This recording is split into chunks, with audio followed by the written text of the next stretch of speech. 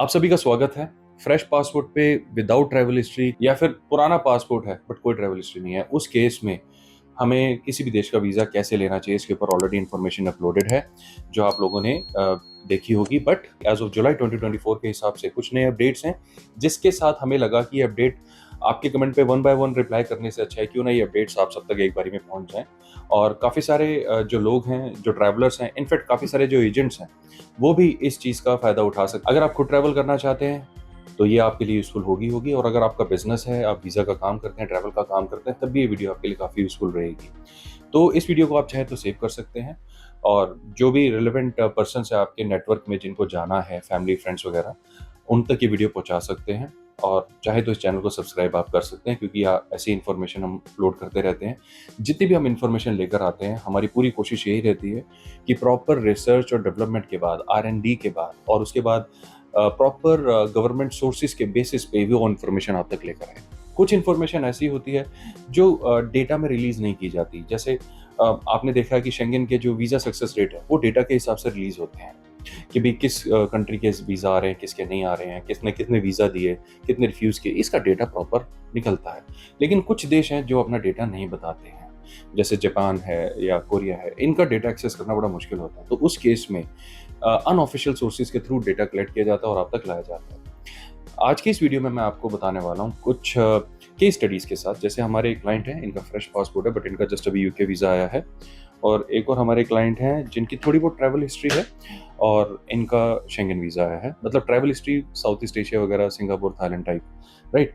तो इन दोनों केसेस में कैसे हुआ, तो मैं आपको बताना चाहता हूँ। जो ये यूके ट्रैवल करके आ चुके हैं, जस्ट अभी यूके ट्रैवल करके आए हैं, इमिग्रेशन पे भी इनसे काफ़ी क्वेश्चन पूछे गए क्योंकि इनका खाली पासपोर्ट है, सिर्फ एक यूके का वीज़ा लगा, तो नेचुरली इमिग्रेशन में भी क्वेश्चन पूछे जाते हैं। तो इमिग्रेशन में जो पूछा जाता है उसके ऊपर आप वीडियो देखिए, उसको लिंक आपको डिस्क्रिप्शन में मिल जाएगा, आपके सारे क्वेश्चंस के आंसर्स आपको मिल जाएंगे। तो अब इनके केस में क्या हुआ था, कैसे इनका फ्रेश पासपोर्ट था और कैसे इनका यूके का वीज़ा है, वो तो हम अभी जानते हैं। ये मैं इनका नाम, नेचुरली इनकी आइडेंटिटी वगैरह मैं यहाँ पर रिवील नहीं करने वाला, बट मैं आपको बताने वाला हूँ कि इनका केस किस तरीके से बना था। देखिए, ये सेल्फ एम्प्लॉयड है, ये अपना काम करते हैं। इन्होंने हमसे लास्ट ईयर कॉन्टैक्ट किया था, इस ईयर नहीं। जब इन्होंने लास्ट ईयर कॉन्टैक्ट किया तो इन्होंने बताया कि इनको यूके जाना है क्योंकि इनकी एक सिस्टर है जिनकी तबीयत ठीक नहीं है, और अगर वो इस टाइम नहीं गए तो फिर फैमिली में डिफरेंसेस आ सकते हैं। और अब इनका ये भी कहना है कि अगर ये जाना चाहते तो बहुत पहले जा सकते, बट इनका इंडिया में जो काम है ठीक है, तो इनको ऐसी कोई जरूरत लगी नहीं। ऑलराइट। तो अब ऐसे केस में इनविटेशन बनता है कि भाई यूके से हम इनविटेशन मंगाएं और इनविटेशन के बेसिस पे लगाएं। बट समस्या यहाँ पर ये आती है कि इनकी सिस्टर ने जिनसे शादी की थी यूके में जाके, वो असाइलम सीकर थे, तो नेचुरली उनके इनविटेशन से हमारा काम नहीं बनने वाला था। तो हमने ये वाला केस ही खत्म कर दिया कि सर हमें नहीं लगता आपका इनविटेशन काम करेगा, आपको इंडिविजुअली अपनी प्रोफाइल पे काम करना है। तो हमने कैसे काम किया, सबसे पहले इंपॉर्टेंट है उनकी प्रोफाइल पे काम करना है। कैसे? तो सबसे पहला पॉइंट यहाँ फाइनेंस का नहीं है, सबसे पहला पॉइंट है होम टाइज का। तो इंडिया में ग्रोथ की वजह से, इकोनॉमिकल डेवलपमेंट की वजह से, सैलरी हाइक होने की वजह से, पर कैपिटा इनकम में इंप्रूवमेंट होने की वजह से जो बेसिक इनकम है वो काफ़ी अपलिफ्ट हुई है लोगों की। अब ये मैं क्यों कह रहा हूँ, जैसे मान लीजिए अगर कोई नॉर्मल पर्सन 2-4 साल किसी MNC में काम करता है और आपसे 50-60 हज़ार रुपये कमा सकता है, अगर आप इसी में 10-15 साल पहले जाएंगे तो यही 50-60 हज़ार मुश्किल से 15-20 हज़ार रुपये होते थे, ज़्यादा 25 होते थे। तो यानी 200% की जंप हुई है, 2 टाइम्स से भी ज़्यादा की जंप हुई है। तो उस वजह से फाइनेंसेस जो हैं वो मोर और लेस सभी लोगों के ठीक ही हैं जो एम्बेसीज के पास आ रहे हैं फाइनेंस लेके। अगर आप हमारी पहले वीडियो देखते 2018 में 19 में, तो वहाँ पे हमारा फाइनेंस प्राइमरी फैक्टर होता था, बट अब प्राइमरी फैक्टर है होम टाइज। अब ये देखते हैं होम टाइज को। अब होम टाइज क्या होता है? होम टाइज होता है जैसे ये जो एप्लीकेंट है, इनके क्या सिंगल हैं या मैरिड हैं, इनके कितने बच्चे हैं, इनकी वाइफ इनके साथ रहती हैं, सेपरेटेड हैं, डिवोर्स्ड हैं, मैरिटल स्टेटस क्या है, राइट। इसके अलावा इनके ऊपर डिपेंडेंट कितने हैं, इनके भाई बहन हैं, इनके मम्मी पापा हैं, क्या इनके मम्मी पापा जो हैं वो पेंशनर हैं या रिटायर हो चुके हैं, या फिर कोई मतलब इनके ऊपर इंटायरली डिपेंडेंट है और मेडिसिन वगैरह पे हैं, कैसे हैं, या फिर वो कोई काम या बिजनेस कर रहे हैं। तो ये सारे फैक्टर्स हमारी होम टाइज को थोड़ा बहुत डिफाइन करते हैं। थोड़ा बहुत होम टाइज जो है इससे भी डिफाइन होती है कि भाई आपने कहाँ कहाँ पैसा लगा रखा है। आप कहते हैं कि जी मेरे पास एक शॉप है, मैंने रेंट पे दी हुई है, मेरा एग्रीकल्चरल लैंड है, खेती बाड़ी की भी इनकम आती है, या मैं जिस घर में रहता हूँ वो घर भी मेरे नाम पे है, या फिर मैंने फ्लोर लिया हुआ है, या फिर मेरा कोई PG चल रहा है। तो इसमें भी होता है। कुछ केसेस में जो होम टाइज है वो डिफाइन करती है अगर आपने किसी बड़ी कंपनी में इन्वेस्टमेंट की हुई है और आपके डिविडेंड्स आते हैं, तो ऐसे केसेस में भी होम टाइज आपके क्लियर हो सकते हैं, बट उनका इम्पैक्ट इतना स्ट्रांग नहीं होता क्योंकि डिविडेंड तो आप बाहर चले जाएंगे तब भी आएंगे, और बाहर जाके भी आप जो अपने शेयर को जो है अकॉर्डिंगली अपने परसेंटेज को इंक्रीज या डिक्रीज कर सकते हैं। तो होम टाइज में फैमिली हो गया, और जैसे मैंने आपको बताया जो आपकी इन्वेस्टमेंट्स हैं प्रॉपर्टी वगैरह में, रियल एस्टेट में, एग्रीकल्चर लैंड, घर वगैरह जो भी है, रेंटल वगैरह जो भी है, तो इन चीज़ों को प्राइमरी रखा हमने इनके केस में। तो आपको भी मैं यही चीज़ बोलूँगा कि आप भी इन चीज़ों को प्राइमरी रख कर चलें। अब जैसे मैरिड थे, बच्चे थे, बीवी थे, इनका ये प्लस पॉइंट था। हो सकता है कि आप या आपके क्लाइंट वो सिंगल हो, तो उस केस में आप क्या करेंगे? उस केस में फिर उनके जो बाकी, जैसे हम जो बता रहे थे कि उनकी जो प्रॉपर्टीज़ वगैरह है, फिर आप उनको बोले कि आपके नाम पे कोई रियल एस्टेट है, कोई प्रॉपर्टी है, कोई रेंट वगैरह आ रहा हो, या जिस घर में आप रह रहे हैं क्या वो आपके नाम पे है। अगर वो हाँ कहते हैं तो वेरी गुड, आपका काम हो गया। अगर मान लेते हो यहाँ पर भी ना कह देते हैं, तो ये भी पॉइंट हमारा वीक हो जाता है, तो क्या करें? तो उस केस में आप पूछें उनसे, क्या आप के मम्मी पापा ने कोई वसीयत वगैरह बनाई हुई है, कोई विल होगी उनकी किसी तरीके से जहाँ पर आपको ऑफिशियल नॉमिनी डिक्लेयर करा या आपके नाम पे कुछ बना हुआ है, आपके नाम पे वसीयत हो या कुछ हो।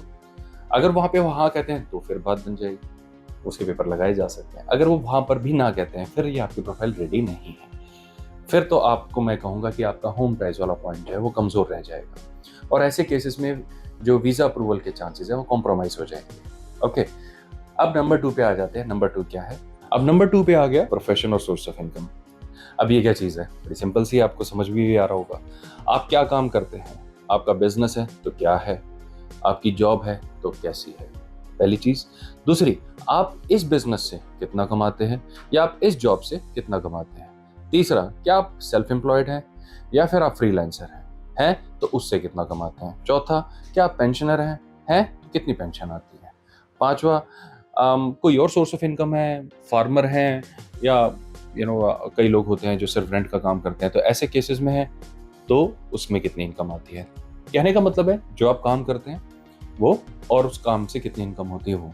ये सेकंड प्राइमरी रीजन हो गया। अब इसमें इनका जो बिजनेस है, जैसा मैंने आपको बताया था, जो मेरे जो क्लाइंट हैं, इनका बिजनेस स्टेबल बिजनेस है, अच्छा बिजनेस है, तो इनका अप्रॉक्सीमेटली लाख से ऊपर का इनकम बचता है after taxes, which is a good income, right?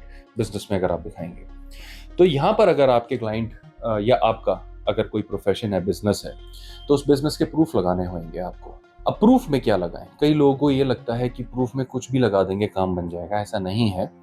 देखिए, अगर आपका बिजनेस आपको चाहे 1 लाख रुपए दे रहा है हर महीने प्रॉफिट के रूप में, 2 लाख दे रहा है या 5 लाख दे रहा है, अगर उसके प्रॉपर रजिस्ट्रेशंस नहीं है तो वो बिजनेस किसी काम का नहीं है। तो आप या आपके क्लाइंट जो भी है, तो आपको ये ध्यान रखना होगा कि उनके रजिस्ट्रेशंस प्रॉपर हों, उनके रजिस्ट्रेशंस में कोई प्रॉब्लम ना हो।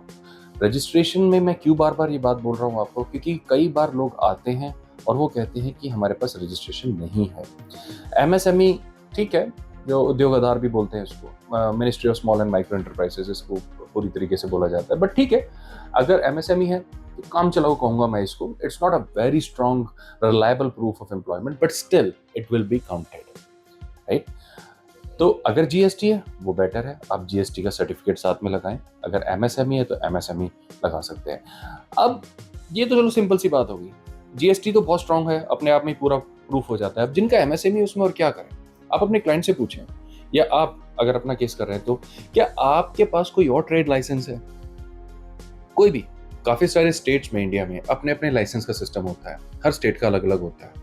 कहीं पर लेबर डिपार्टमेंट देता है, कहीं पर म्यूनिसिपैलिटी देती है, कहीं पर शॉप एक्ट आ जाता है, कहीं पर कहीं ना कहीं कुछ ना कुछ होता है, उनको अपनी लैंग्वेज में कुछ ना कुछ बोला जाता है। तो ऐसा कोई लाइसेंस है आपके पास? अगर है तो एमएसएमई के साथ लगाया जा सकता है, राइट? तो ऑप्शन 1 जीएसटी बेस्ट है, ठीक है, वेरी गुड, कंप्लीट, और कुछ नहीं चाहिए। अब जीएसटी नहीं है तो फिर एमएसएमई होना चाहिए, अगर है ठीक है, नहीं है तो फिर वो बनवाना पड़ेगा। और सिर्फ एमएसएमई है तो उसके साथ क्या कोई प्रूफ है तो एक्सीलेंट, नहीं है तो वो प्रूफ अगर आप चाहे तो बनवा सकते हैं, इट्स नॉट मैंडेटरी, बट लेकिन अगर वो बन जाए तो ज्यादा अच्छा हो। अगर ये इनमें से कोई भी चीज नहीं है तो अगेन फिर प्रोफाइल आपकी रेडी नहीं है, आपको ये चीजें करनी पड़ेंगी। तो आई होप आप इसे समझ गए होंगे जो मैं आपको कह रहा हूँ। अगर आप फार्मिंग में है या रेंटल इनकम आपकी आती है तो अगेन आप अपनी जिस अकाउंट में रेंटल इनकम आती है उस अकाउंट का ब्यौरा दे सकते हैं, स्टेटमेंट लगा सकते हैं। और जहाँ पर भी आपकी खेती बाड़ी की इनकम आती है, जब आप सरकार को फसल बेचते हैं तो आपको पेमेंट मिलता होगा। कई बार सरकार डायरेक्ट भी खरीदती है, कई बार किसी बिचौलिए के थ्रू भी खरीदा जाता है। तो जो भी है, जहाँ से भी है, आपकी उस अकाउंट में पेमेंट आई है, उस अकाउंट का प्रूफ होना चाहिए और वो रिसिप्ट आपके नाम पे कटी हुई होनी चाहिए। अब हर स्टेट में उसे अलग-अलग कहा जाता है। प्रॉपर्टी अगर आपके नाम पे तो एक्सीलेंट, उसकी खतौनी, जमाबंदी, फर्ज जिस स्टेट में आप हैं वो लगा सकते हैं। तो ये था सेकंड पॉइंट। अब आ जाते हैं थर्ड पे। अब थर्ड पॉइंट हो गया फाइनेंसेस का। फाइनेंसेस में क्या लगाना है, सिंपल है, इसमें तो ज्यादा एक्सप्लेन करने की जरूरत नहीं है। आपकी अकाउंट स्टेटमेंट 6 महीने की हो, 3 महीने की हो, दोनों ही एक्सेप्टेबल है, बट 6 महीने की लेकर चले बेटर है। 4 महीने की भी लगा सकते हैं, बट अगेन जैसे मैंने कहा कि 6 महीने की है तो बेस्ट है, नहीं है तो फिर 4 या 3 की भी लगाई जा सकती है। सेकेंड हो गया कि आपकी ये जो अकाउंट में जो पेमेंट आ रही है, क्या ये वाइट है या ब्लैक है। नेचुरली अकाउंट में आ रही तो ऑटोमेटिकली वाइट होगी, राइट। ये वाइट तभी होती है जब आप इसके अगेंस्ट टैक्स रिटर्न फाइल कर देते हैं, तो ये कंप्लीट वाइट हो जाती है, गवर्नमेंट के रिकॉर्ड में चली जाती है। और इसी वजह से आईटीआर का जो है इतना वैल्यू होता है। तो अगर आपने आईटीआर नहीं बनवाया तो आईटीआर आपको बनवाना चाहिए। अब यहाँ पर ये दो चीज़ें तो आप समझ गए, अकाउंट स्टेटमेंट एंड आईटीआर। अब यहाँ पर भी बहुत ज़्यादा प्रॉब्लम होती है। एग्जाम्पल जैसे इन्हीं का ही ले लेते हैं। अब इनकी सारी इनकम करंट अकाउंट से ही चल रही थी, सेविंग अकाउंट खाली पड़े हुए हैं, कभी ध्यान ही नहीं दिया। करंट अकाउंट से ही पार्टी की पेमेंट आ रही है, इनके जो भी बिजनेस है, कस्टमर्स हैं, उनकी पेमेंट आ रही है, और इनका जो भी सप्लायर है उसको ये पेमेंट भी दिए जा रहे हैं, और वहीं से ही अपने घर का खर्चा भी निकाल लेते हैं। मेरे ख्याल से 2-2.5 लाख रुपए के आसपास बैलेंस होगा इनका करंट अकाउंट का जब भी आए थे। तो इस केस में हमने इनको बोला कि भाई देखिए, आपका जो सेविंग अकाउंट है वो आपका एक्चुअल पैसा होएगा, तो आप या तो उसमें ट्रांसफर करें, नहीं तो, क्योंकि since you are the proprietor of this company, तो आप अपने करंट अकाउंट की स्टेटमेंट को भी आगे फॉरवर्ड कर सकते हैं। Just make sure whatever the transaction are happening, उसके अगेंस्ट आप कुछ ना कुछ सेविंग भी शो करें। आप अपने करंट अकाउंट के थ्रू भी सेविंग शो कर सकते हैं। हर केस में नहीं, कुछ कुछ केसेस में एक्सेप्टेबल होता है। अब ये एग्जैक्टली कहना बड़ा मुश्किल है किस किस केस में होगा, ये उनके बिजनेस के रिकॉर्ड को देख के, प्रूफ को देख के बताया जा सकता है। एक ही वीडियो में ये चीज़ नहीं बताई जा सकती।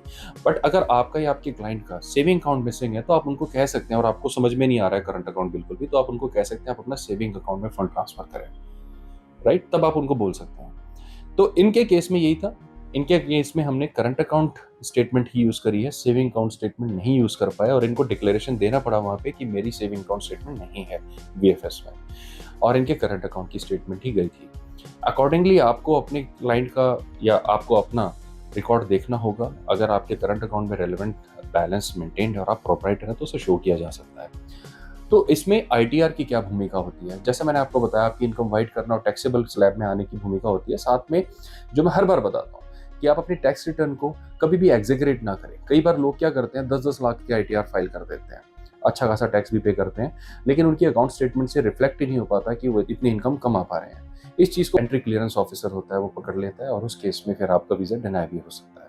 तो it is very much necessary कि आपकी अकाउंट स्टेटमेंट और आपके टैक्स रिटर्न आपस में एक दूसरे से तालमेल में हो, राइट। उसके बाद अगर आप किसी टैक्स फ्री बिजनेस में है, farming is entirely tax free, एक लिमिट तक, शायद 25 लाख तक वो टैक्स फ्री है, तो उस केस में क्या करना होगा, उस केस में भी आईटीआर में आपको शो करना होगा, एटलीस्ट कंप्यूटेशन में आप शो कर सकते हैं कि मैंने इतना कमाया हुआ है, और ये चीज़ आपके अकाउंट स्टेटमेंट में मैच होनी चाहिए। अब किसी ने अपना 24,999 के हिसाब से उन्होंने पे कर दिया, जी मैं 24,99,000 समथिंग कमाता हूँ, यानी 25 से नीचे नीचे टैक्स बचने के लिए, तो बट उनकी आईटीआर में तो उन्होंने शो कर दिया, बट उनके अकाउंट में ये पेमेंट रिफ्लेक्ट नहीं हुई, तो अगेन ये प्रॉब्लम हो सकती है। तो इस चीज़ का आपको ध्यान रखना होगा।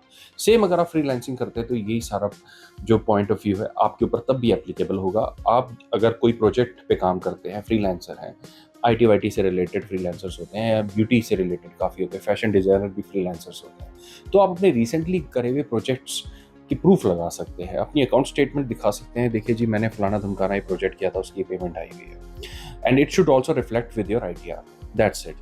तो सिर्फ ये पॉइंट है। अगर आपकी ट्रैवल हिस्ट्री नहीं है, फ्रेश पासपोर्ट है या पुराना ही पासपोर्ट है बट कभी गए नहीं घूमने के लिए, तो ये 3 पॉइंट्स पे आप काम करके और अपनी प्रोफाइल को स्ट्रॉन्ग कर सकते हैं। अगर आप ये जानना चाहते हैं कि प्रिसाइसली आपको क्या करना चाहिए, अभी तो मैंने मोटा मोटा आपको बता दिया, अब प्रिसाइसली कैसे करना है ये तो आपके डॉक्यूमेंट, दस्तावेज वगैरह सब पढ़ने के बाद ही बताया जा सकता है। उससे पहले बताना बहुत कठिन है, बहुत मुश्किल है, राइट। तो आई होप इस वीडियो के थ्रू आपको समझ में आया होगा कि हम इस वक्त यूके वीज़ा या शेंगन भी लगा सकते हैं, basically it is for UK visa के लिए किस तरीके से वीज़ा एप्लीकेशन को अपना स्ट्रॉन्ग बना सकते हैं। हमेशा ध्यान रहें, कभी भी हाई कमीशन से, एम्बेसी से झूठ ना बोलें।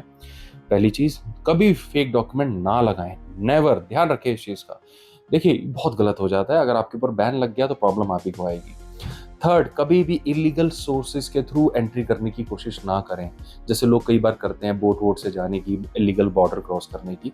ये थोड़ा सा प्रॉब्लमेटिक इशू है। देखिए, नेचुरली आपका पर्सनल डिसीजन है, मैं इसको इन्फ्लुएंस नहीं कर सकता, क्योंकि आप लोग कमेंट में बार बार पूछते हैं तो उसके थ्रू मैं आपको आंसर देना चाहता हूँ। इस चीज़ में तो हम आपकी हेल्प नहीं कर पाएंगे।